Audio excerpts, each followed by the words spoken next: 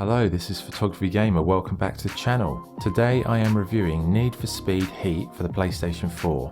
NFS Heat is a racing game developed by Ghost Games and published by EA. This is the 24th installment in the series.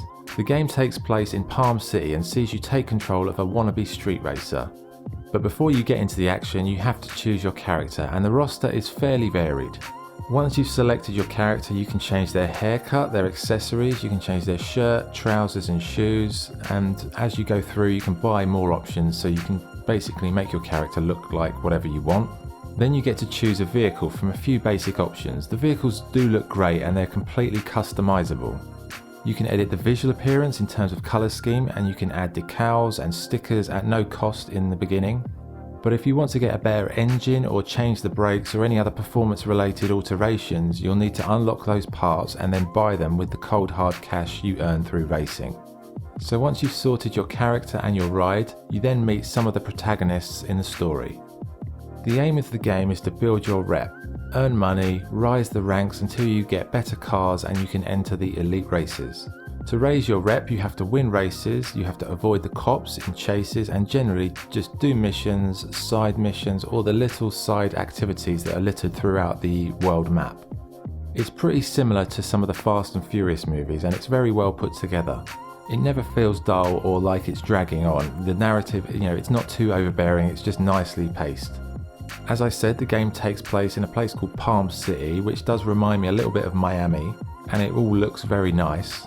The game has two main modes, online or offline. The main difference being offline, all your opponents are AIs. Unfortunately, the game doesn't have any local multiplayer, so there's no split screen action here, which is a bit of a shame. So what is the game like to play? Well, the cars are really fun to drive. Obviously, the higher end you go, the more challenging it is to control these vehicles. But you can mod each of these cars, so you can change the setup to suit your driving needs or suit the track that you're going to be racing in. You can explore the city by day or by night, and it looks great either way.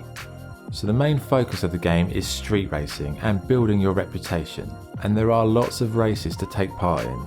The night races give you more reputation, but you can race in the daytime as well, but for less reward. Your rep dictates your progression in the main story, so you have to get a certain level of rep in order to progress to the next story mission, and you can't do that until you've leveled up a certain amount.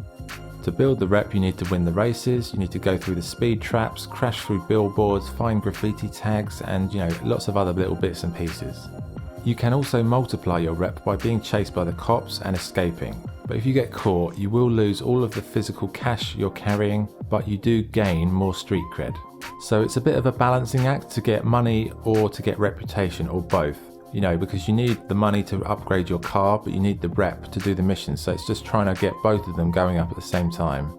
Speaking of the cops, the AI in this game is pretty advanced, to be honest. Like, the cops aren't just useless drivers who just get shaken off very easily.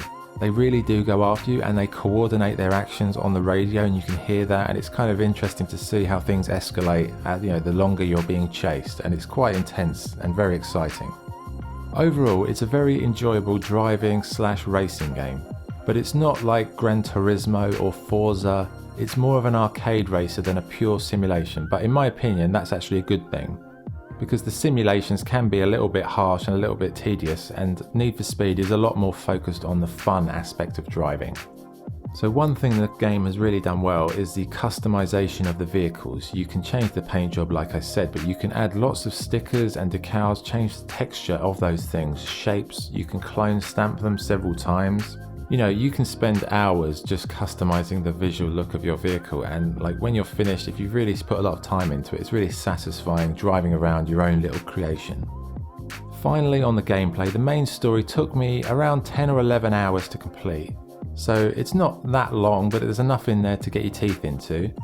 There are lots of other side missions and lots of other little activities to do, so I think if you did everything in the game, you're probably looking around 16 to 18 hours all in to get everything you can out of the actual story mode and the map. Graphically, the game has excellent presentation. The cars and the in-game world look amazing, and it's a beautiful game whether you're racing in the daytime or the nighttime. The menus and the options screens, they're all well presented, they're all very clear, and the movie cutscenes are well directed and they do look really good. The game does have a photo mode and it's pretty impressive. You can move the camera very wide or very close and there's no real glitching, depending on what type of shot you're looking for. You've got a variety of different filters you can use. You can alter the exposure, the contrast, vignetting and the focal range and depth. There is also an artificial zoom, which is really handy if you're trying to get those close-up shots of your character driving in the car. Overall, it's a really well put together photo mode and the game does look gorgeous, as do the cars, so the photo mode is a really good addition because then you can capture all of your hard work that you've put into customizing your vehicle. And the customization options are fantastic. The game has a great selection of music. It's all fairly current and new artists. You've got a lot of hip hop, a lot of beat driven tracks, and they're all very well suited to the high octane style of the game and the races, and it really adds a lot of atmosphere to what's going on. The car sound effects are excellent and all the little incidental effects work really nicely. The voice acting is solid, it's a good standard and it just does the job just fine. So overall the audio gets a big thumbs up. So what's good and what's bad? What's good? The cars are really fun to drive and it has a kind of arcade feel to it. The game looks fantastic. The soundtrack is awesome. The customization options for the cars are really in depth. The story mode is well paced, albeit a little bit short, and the online races against other players are great fun. What's bad? There's no local multiplayer mode, so there's no split screen with a friend on the couch. The main story doesn't take that long to complete, and some of the early races are a little bit tedious and unimaginative in terms of the way that they're structured within the city, but I guess they're there to ease you in. Okay, so what is the verdict? Need for Speed Heat is a fun game for anyone who has a passion for cars. If you like racing, customizing vehicles, or the Fast and the Furious movies, then you will absolutely love this game. Even if you're not a massive motorsport fan, this game is still very enjoyable. I had a great time playing it while it lasted, and in particular customizing the vehicles, then taking photographs of them in the really good photo mode was a really nice way to show off what you've created, and it just adds another dynamic to keep people playing, just to sort of take nice shots of what they've done. Overall, it's a very enjoyable game, so my score for NFS Heat is 8 out of 10. Definitely worth checking out. Okay, so that was the review. Thank you for watching. If you enjoyed the video, please like and subscribe. This is Photography Gamer signing off. Thank you.